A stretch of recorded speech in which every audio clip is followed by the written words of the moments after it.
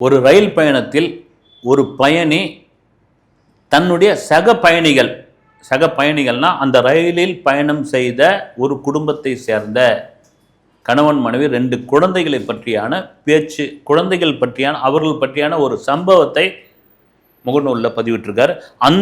அந்த ஃபேமிலி கடைசியில் சொன்ன ஒரு வார்த்தை அதை ரொம்ப குறிப்பிட்டு ஹைலைட் பண்ணி அவர் போட்டிருக்கார். ஒரு நார்த்தில் நடந்த ஒரு சம்பவம். ஒரு நார்த்தில் ரொம்ப நீண்ட தூரம் போகிற ஒரு ட்ரெயின் ரொம்ப தூரம் போகிற ஒரு ட்ரெயின் நம்ம சதர்ன் ரயில்வே கிடையாது. அதில் ரிசர்வ் கோச்சில் முன்பதிவு செய்யப்பட்ட அந்த கோச்சில் கணவன் மனைவி 2 குழந்தைகளுடன் ஏறிறாங்க. ஏறினவுடனே அவங்க என்ன பண்ணுறாங்க, அங்கேயும் இங்கேயும் அல்லாடுறாங்க. ஒரு கட்டத்துக்கு அப்புறம் அந்த கதவோரம் போய் உட்காந்துடுறாங்க. உட்காந்த பிறகு அவங்களுடைய நோக்கம் என்னென்னா, டிடிஆர் எப்போ வருவார், டிடிஆர் வர்றதுக்குள்ளே அந்த கழிப்பறையில் போய் ஒளிஞ்சிக்கணும் அப்படின்ட்டு அவங்க தயாராகி இருக்கிறது அந்த அந்த அந்த பெட்டியினுடைய கடைசி இருக்கையில் உட்கார்ந்த ஒருவர் இதை கவனிச்சிட்டு இருக்கார். அவர் தான் அந்த பதிவை போட்டிருக்கார். அப்படி ரொம்ப ரொம்ப ஒரு அதாவது ஒரு அந்த பயணம் அவங்க ஒரு அவசர பயணமாக அவங்க தொடர்ந்துருக்காங்கன்னு அவங்களுடைய உடை, அவங்களுடைய இதுலேயே தெரியுது, அவங்களுடைய பதட்டத்திலே தெரியுது.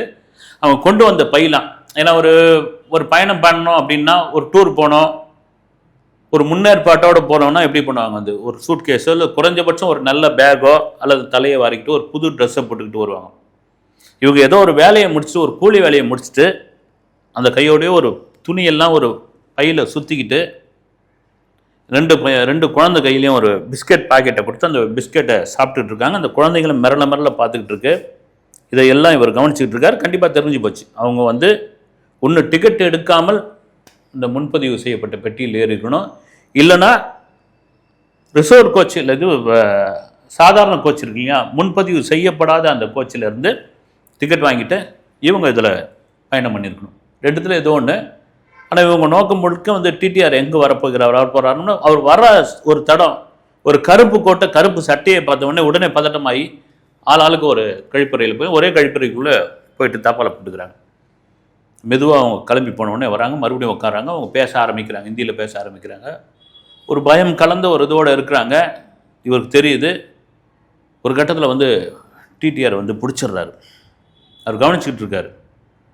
உங்களை பார்த்துக்கிட்டு தான் இருக்கிறேன் நான் இப்படி தலையை காட்டும்போது அங்கே போயிடுறீங்க, அப்புறம் திரும்ப இப்படி வந்தவுடனே வெளியே வரீங்க, இதை தொடர்ச்சியாக நான் பார்த்துக்கிட்டே தான் இருக்கிறேன். வாங்க, நீங்கள் யார் எங்கேருந்து போகிறீங்கன்னு அவங்க சொல்கிறாங்க. இந்த ஊர்லேருந்து இந்த ஊருக்கு போகிறாங்கன்னு. டிக்கெட் எடுத்துட்டிங்களான்னு எடுத்துட்டுங்கன்னு காமிச்சோடனே, இது அன்ரிசர்வ்டு கோச்சில் போக வேண்டிய இது நீங்கள் இது பாட்டு ரிசர்வ்டு கோச்சில் ஏறி உட்காந்து, அதுவும் இங்கே ஜன்னல் ஓரம் கதவோரம் உட்காந்துக்கிட்டு இருக்கீங்க, அடுத்த ஸ்டேஷன் வரும், இறங்கி மாறி போயிடுங்கன்றார். அவர் அந்த நபர் ரொம்ப அழுகியோடு சொல்கிறார், தன் 2 பிள்ளைகளுக்கு காய்ச்சல் இருக்குது, 2 பிள்ளைகளுக்கு காய்ச்சல் ஆரம்பிக்குது, அந்த அன்ரிசர்வ்டு கோச்சில் நிற்கிறது கூட இடம் இல்லை எங்களால், இல்லை இந்த 2 பிள்ளைங்களையும் எங்கேயாவது கீழே உட்கார வச்சுட்டா கூட நாங்கள் 2 பேரும் நின்றுட்டு வந்துடுவோம். கிட்டத்தட்ட எங்களுடைய பயணம் ஒரு 12 மணி நேரம் பயணம். இது உங்களுக்கு தெரியும் சாமி, ஒன்றும் பண்ண முடியல, அதுக்காக நான் ஒன்றும் பண்ண முடியாதுங்க, நீங்கள் இறங்கிடுங்க, இறங்கி அந்த கோச்சில் போங்க. அடுத்தடுத்த ஸ்டேஷனில் சில பேர் இறங்குவாங்கன்னா வாய்ப்பே இல்லை. அதில் நாங்கள் ஏறிட்டோம். ஏறின பிறகு தான் அவங்க பேசுறதுலாம் வச்சு கேட்கும்போது தான் எல்லாரும் அந்த ட்ரெயின் போய் நிற்கிற இடத்துல தான் பெரும்பான்மையான கூட்டம் இறங்க போகுது. நாங்கள் ஒரு அவசரத்துக்காக, ஒரு மருத்துவ அவசரத்திற்காக நாங்கள் இந்த வண்டியில் ஏறிட்டோம். ட்ரெயினை விட்டால் வேறு தரை வழி போக்குவரத்துலாம் எங்களுக்கு சரிப்பட்டு வராது, கடையும் கிடையாது சொல்கிறாங்க. ஒரு மறுபடியும் டிடிஆர் இருங்கன்னு சொல்லிட்டு அப்படி போயிட்டு திரும்ப வராரு. வந்த பிறகு 2 பேரும் ஃபைன் கட்டணுமே அப்படின்றார். இதில் தொடர்ச்சியாக நீங்கள் ஃபைன் பண்ணணும்னா அபராதம் கட்டணும். எவ்வளோன்னு கேட்குறாங்க. 1200, 1200, 2400 ரூபா அப்படின்னு.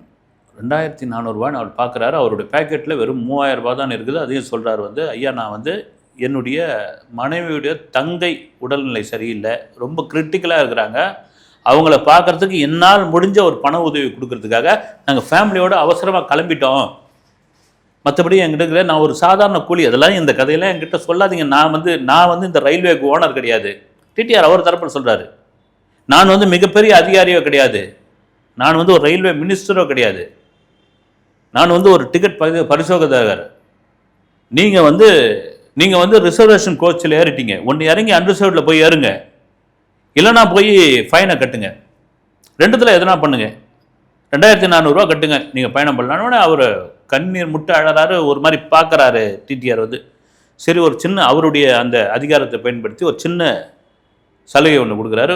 ஒரு ஆள் மட்டும் ஃபைன் கட்டுங்க, நீங்கள் தொடர்ச்சி அதில் பயணம் பண்ணலாம் அப்படின்னு. சரி அவனுக்கு பார்த்து வேறு வழி இல்லை வந்து, வேறு அந்த அந்த குழந்தைய வச்சுட்டு ஒன்றும் பண்ண முடியாது. டிடிஆர் கராராக சொல்கிறாரு, ஏன்னா அபூர் வேலைக்கு பாதகமாக மாறிடும்.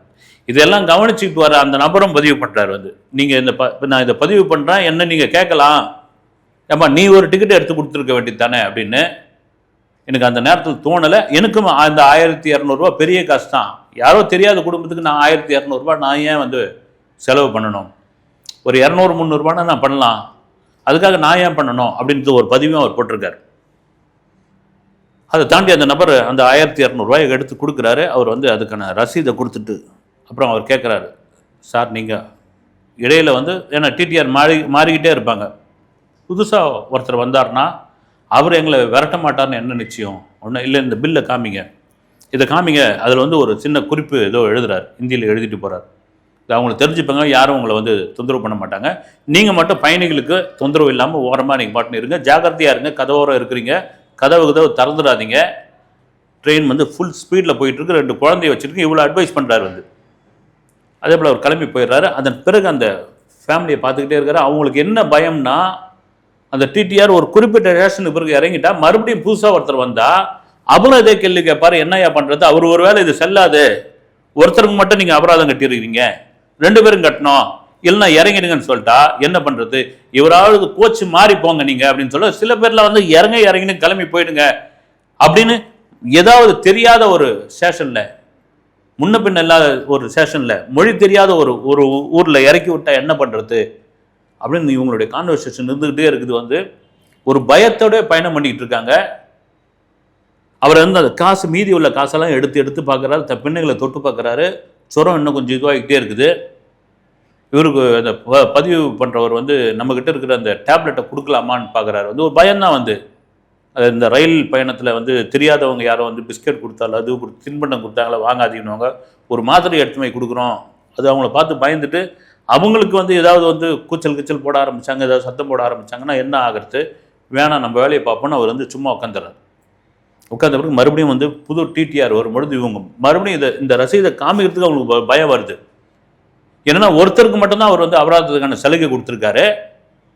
இப்போ இவரும் வந்து ஏமா எடுத்து தான் ஆகணும்னா என்ன பண்ணுறது, வாதம் பண்ண முடியாது எங்களால், நாங்கள் பலவீனமானவர்கள், நாங்கள் ஏழ்மையானவர்கள், நாங்கள் வந்து சண்டை போடலாம் முடியாது, நாங்கள் படிப்பறிவு இல்லாதவர்கள், திரும்பவும் அவங்க வந்து கழிப்பறைகளுக்குள்ளே போய் ஒளிஞ்சுக்கிறாங்க. வந்து இப்படியா அவங்களுடைய பயணம் போய்கிட்டே இருக்குது. வந்து ஒரு 3/4 தூரம் போகும்போது இன்னொரு டிடிஆர் வந்து அவர் வந்து பிடிச்சிடுறாரு. பிடிச்சிட்டு இந்த ஃபைன் போட்ட ரசீதை கொடுக்குறாங்க. அவர் வழக்கம் போல் அதே இதுதான் இது பண்ணுறாரு, யாவன் இதை கொடுத்தது உங்களுக்கு அப்படின்ற மாதிரி தோணலில் பேசுகிறாரு. இது மாதிரி அந்த ஸ்டேஷனில் ஆரம்பத்திலே இது பண்ணி வச்சுன்னா இதெல்லாம் செல்லாது, உங்கள் மேலே வந்து கடுமையாக இன்னும் டபுள் ஃபைன் போடணும், வந்து என்ன வேலை இது, வந்து இதே வேலையாக போச்சு உங்களுக்கு, வந்து கதவான வரத்து வந்து ஓப்பன் டிக்கெட்டில் எடுக்க வேண்டியது, ரிசர்வேஷனில் ஏறிக்க வேண்டியது, ஏன் second class AC first class ஏசியில் போய் படுத்துக்க வேண்டியது தானே அப்படின்னு பேசுகிறாரு. இவங்களுக்கு ஒன்றுமே புரியல. வந்து இன்னும் கொஞ்சம் தூரம் தான் இருக்குது அந்த ஊரை இது பண்ணுறதுக்கு. அதுக்குள்ளே வந்து தன் மனைவியுடைய தங்கைக்கான அந்த மருத்துவ விஷயங்கள் என்ன ஆச்சுன்னு அவருக்கு ஓடுது. ஒரு பட்டன் ஃபோனை வச்சு தகவல் கேட்டுக்கிட்டே இருக்கு, அது சிக்னலும் கட் ஆகுது. ஒன்றுமே புரியல. அவர் ரொம்ப கண்ணீர் மல்கவே கேட்குறாரு. வந்து அவர் சொன்னாருங்க, ஒத்துக்கிறாருன்னு இவர் காய்ச்சி மூச்சுன்னு கத்துறாப்புல இந்த டிடிஆர். வந்து ஒரு கட்டத்தில் அவரும் பரிதாபப்பட்டு போகிறார். குழந்தைய தொட்டு பாருங்க, ஜுரம் அடிக்குது சாமி, எங்களால் ஒன்றும் பண்ண முடியல, நாங்கள் 2 பேர்னா தொத்தின்னு கூட வந்துடுவோம், நாங்கள் ஒரு ஃபுட்பால் ஆக்ஷன் கூட நாங்கள் போயிடுவோம், ஆனால் ஒன்றும் பண்ண முடியல, இந்த குழந்தைங்களை வச்சு தான் நாங்களே வந்து வாழ்ந்துக்கிட்டு இருக்கோம் அப்படின் போது எவ்வளோ பெரிய கல்நெஞ்சமாக இருந்தாலும் இறங்கல, குழந்தைகள் அப்படின் போது வந்து இறங்கல. அவர் மெதுவாக இறங்குறாரு. சரி வச்சுங்க, கரெக்டாக ஸ்டேஷன் வந்தவொடனே டக்குன்னு இறங்கி நீங்கள் போயிடுங்க அப்படின்ட்டு அவர் கொஞ்சம் ரூடாக பேசினவர், எப்பவுமே கோபம் இருக்கிறதுல குணம் இருக்குன்ற மாதிரி அவர் கிளம்பிடுறாரு. இதெல்லாம் முடிஞ்சு அவங்க உட்காந்துக்கிறாங்க. இன்னும் ஒரு 100 கிலோமீட்டர் தூரத்தில் அதுக்கான ஊர் வந்துடும். அப்போ இந்த நபர் வந்து பேசுகிறார், வந்து தன் மனைவி கிட்ட, பிள்ளைங்கள்லாம் தூங்கிட்டு இருக்காங்க, நான் ஒரு நாள் பிரதமரை சந்திப்பேன், அதுக்கான வாய்ப்பு எனக்கு கிடைக்கும், அப்படி வந்து பிரதமரை சந்தித்தா நான் அவர்கிட்ட வந்து ஒரே ஒரு கோரிக்கை மட்டும்தான் வைப்பேன். அவர் வந்து என்னப்பா உனக்கு வேணும், அவர் பேரை சொல்லு, உனக்கு என்ன வேணும் சொல்லு அப்படின்போது, எனக்கு எதுவும் வேணாம் சாமி, இந்த அன்ரிசர்வ்டு கோச் இருக்குல்ல அதை இன்னும் 4 எக்ஸ்ட்ரா நீங்கள் ஒவ்வொரு ட்ரெயின்லையும் வந்து சேர்த்து விட்டீங்கன்னா எங்களை மாதிரி ஏழைப்பாழைங்க அதில் ஒரு ஃப்ரீயாக போகலாம்.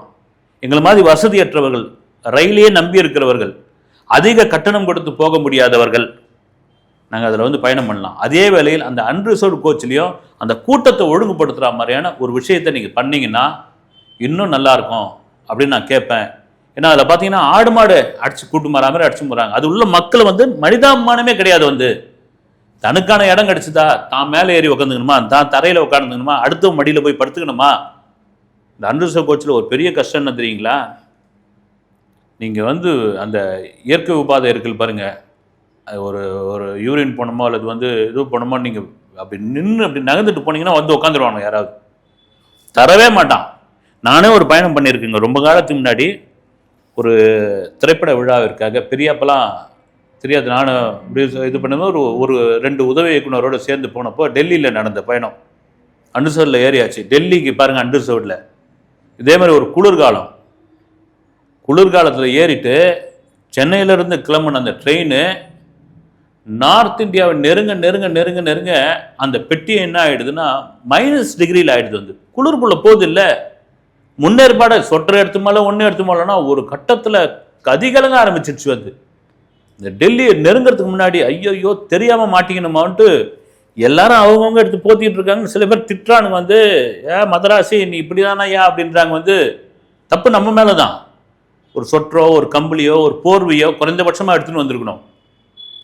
போது ஆகி அங்கிருந்த ஒரு மனிதாபிமான மிக்க ஒரு நபர் வந்து அவர் கிட்ட இருந்த ஒரு பெரிய போர்வையை கொடுத்தார். வந்து 3 பேர் அந்த குரங்குங்க வந்து குளிரில் வந்து ஒருத்தர் ஒன்னோட ஒன்று அப்படி இருக்குல்ல, அது மாதிரி போத்திக்கிட்டு முதல்ல இறங்கி முதல்ல செருப்பு போடுவோம். எவ்வளோ பெரிய முட்டாள்தனம் பாருங்க. வந்து முன்பதிவு செய்யப்படாத ஒரு பெட்டியில், அதுவும் வந்து இந்தியாவினுடைய தலைநகரத்துக்கான பயணத்தில் ஒரு நல்ல குளிர்காலத்தில் செருப்பு மட்டும் போட்டுக்கிட்டு போய் அதுக்கப்புறம் கம்பளியும் சொட்டரும் வாங்கிக்கின்னு அந்த விழாவை பார்த்தோமா இல்லையா, அதெல்லாம் மீண்டு வந்ததே பெரிய இதுவாக இருந்தது. அந்த மாதிரியான ஒரு மனநிலையில் தான் இவங்களுக்கு இருக்கும். அவர் தான் அந்த பதிவு போடுறாரு. வந்து நான் வந்து பாரத பிரதமரிடம் இந்த ஒரு கோரிக்கையை வைப்பேன் அப்படின்ற ஒரு விஷயம், எவ்வளோ பெரிய விஷயம் பாருங்கள். வந்து எவ்வளோ பெரிய அவருக்கான உள்ளே இருக்கிற ஒரு ஆதங்கம் பாருங்கள். எனக்கு மட்டும்தான் இல்லை, எல்லாருக்கும் வேணும். என்ன மாதிரி எவ்வளோ பேர் பயணம் செய்வாங்க, என்ன மாதிரி இக்கட்டான நேரத்தில் எவ்வளோ பேர் ரயிலில் ஏறுவாங்க, அவங்களுக்கான வாழ்வாதாரத்துக்கு, அவங்களுக்கான வழிமுறைக்கு, அவங்க போகிறதுக்காக ஒரு 4 பெட்டி எக்ஸ்ட்ரா விடுங்க சாமி அப்படின்னு நான் கேட்பேன்னு ஒரு படிப்பறிவு இல்லாதவருடைய அந்த ஸ்பீச்சு என்னை மிகப்பெரிய பாதிச்சுதுன்னு அவர் அந்த பதிவிட்டிருக்கார். வந்து அடுத்த வீடியோவில் சந்திக்கிறேன். நன்றி.